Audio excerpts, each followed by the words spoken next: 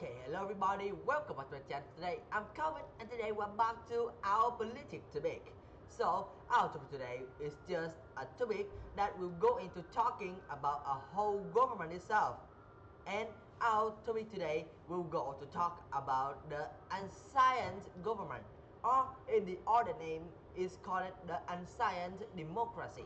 So let's come straight into our topic to know what is the ancient democracy.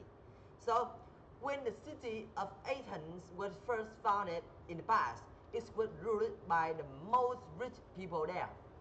And those people will going to take on the lead of the nation of Athens. And of course, people who are not rich enough didn't have any right to say or do anything. And around 2700 years ago, people start to demanding for their own right to be choose the future of their own nation. So they are going to protest, and this was the beginning of the time when the world have exist the first democracy. So that's just simply how the ancient democracy work. Now let's come into how it happened.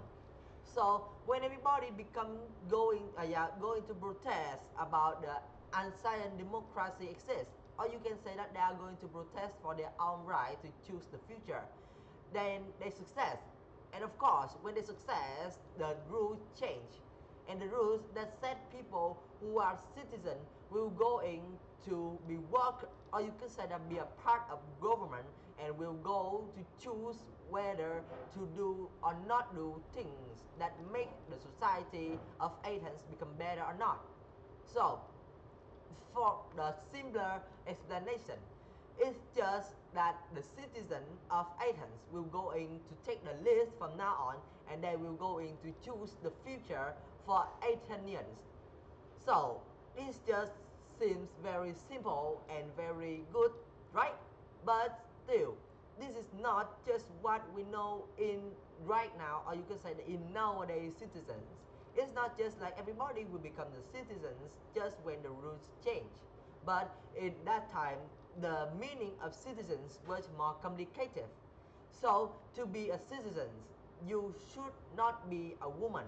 You cannot be an old people, but are not born in Athens, or your parents have to be Athenians. Okay, so after all, when you are going to pass through those things, which means you are not a woman, you are a boy, and your parents is Athenians, still there is one last thing that is the most important things that get the walls between the true citizens and just people live in Athens society, that slaves also cannot be citizens as well, even when they are going to pass through the first two problem, or first two case to be a citizen. So after all, the things that you need to have when you want to be a citizen is that you are not a woman, you born and your parents is Athenians, and you are not a slave.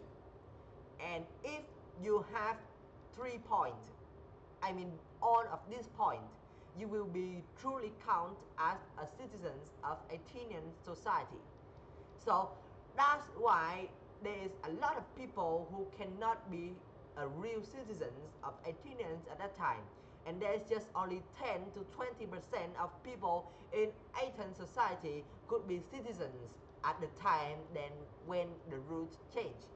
So that's how the citizens in the Athenian society appear. And now let's come to how the government of citizens work.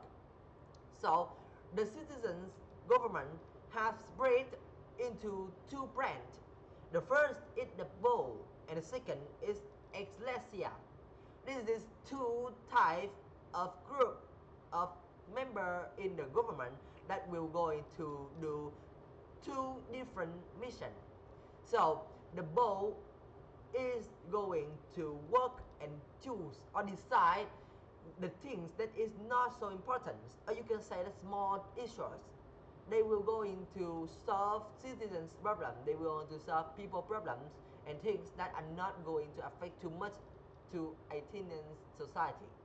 Also, they will going to decide when the ecclesia going to meet, yeah, ecclesia meet, and also they decide what will be discussed in the meeting between them and the ecclesia member.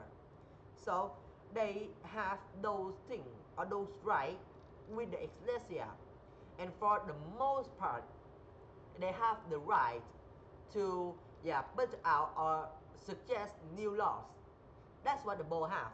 And now let's come to what ecclesia member have.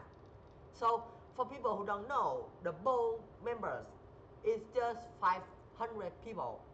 There's just 500 members in the board group, and in the ecclesia it's different, because in ecclesia any number, or you could say there is not having the exactly amount of number who join the ecclesia, because all of the people who are counted as citizens could go to join the ecclesia, and there is no exception.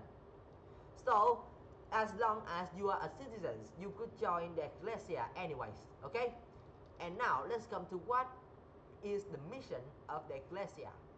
So the ecclesia will going to discuss bigger issues than the board. They're going to discuss war. They're going to discuss things like will the economic, or they will going to discuss or debate about things that will going to change the future of a country. So that's what they have to do, and also they have one more right or one more things to do, that they can go to reject or accept with the laws that the board members suggest. So if the board suggests the laws and the members of ecclesia accept it, so it will going to be a new laws and used for citizens. And in the other hand, if the ecclesia refuse, so they wouldn't going to use that law. Now let's come to how a sessions in the ecclesias might have looked, to see how people or how ecclesia members discuss about issues that are going to change the nation at that time. So during a debate on the Athenians people, or whether Athenians should go to war or not. So let's come into the example. This is the examples about two people debating about should Athenians or Athens society go to join on a war and attack other country or not. So now this is not a true example, which means it is not having the voice of the actor, but it's just going to explain how a session goes. So everyone who attends the ecclesia had the chance to speak, to speak, even though they are old people or what. You just need to be ecclesia members, and then you have the chance to speak in the speaker platform with the others, competitors, to figure out the best answer. I mean the best answer of the problem that you both discussed. And people who were persuasive speaker will going to be known as orators. And even though we say that the speakers, or you can say the speaking rules of ecclesias is simple and they are equality, but still there is one thing that not making the equality, or you could say make the only inequality or inequality of the ecclesia group, that there is just only people who are higher than 50 years old will going to be talked first, which means that if you are a young boy and there is an old man who is older than 50 years old, so the right to speak will absolutely or obviously going to be in his hand, which means that the men who are older than 50 years old always talk first. And of course, when there is two old men is older than 50 years old talk and discuss, they will have to do, like rock paper scissors or anything to choose who is the one who is going to talk first. And of course, if you are going to take the right to talk before the other competitors that is older than 50 years old talk, you will be counted as the disrespect people in the ecclesial group and lose everybody trust. So that's just how the sessions of Ecclesia go. And there is still two things that you should know more about the Athenian society and the ancient democracy.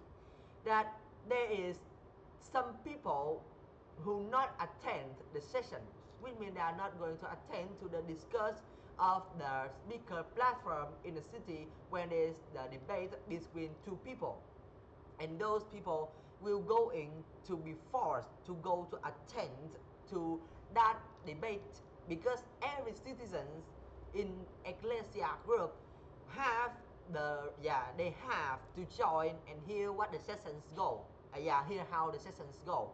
And people who are late coming to the sessions will going to be the guard of Athenians. The guards, just say they are the guards, is more simple. The guards of the city use a red robe, a robe full of red paint to hit on the clothes, and the clothes will have a red color. So if everybody see that there is a line of red color like being hit by a rope on your clothes, they will absolutely know, or you going to immediately think that you are not a very good citizen. Yeah, you are not a very good citizen. That's the first thing, the first fun fact. Now let's come to the second one. Do you know the word idiot? Yeah, I think everybody use this. And this word is not coming from English. It's not just talk about people who are not smart. But idiots in Greek work, in Greek, Greek, in Greek language, which means idiot.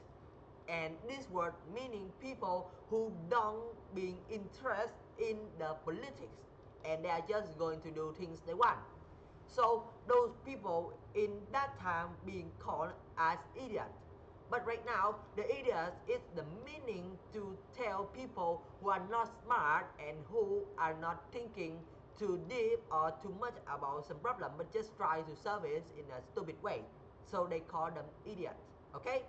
And of course, this is all I want to say with you guys, include the fun facts and the details of an unscience democracy. I hope you guys going to love my video, and of course, thank you for following me in this long video, because it's much more longer than the videos I had before. So I hope you guys enjoy it, and see you next time in my next video. And now it's time to say, it's time for us to say goodbye then. See you in my next video then. Goodbye.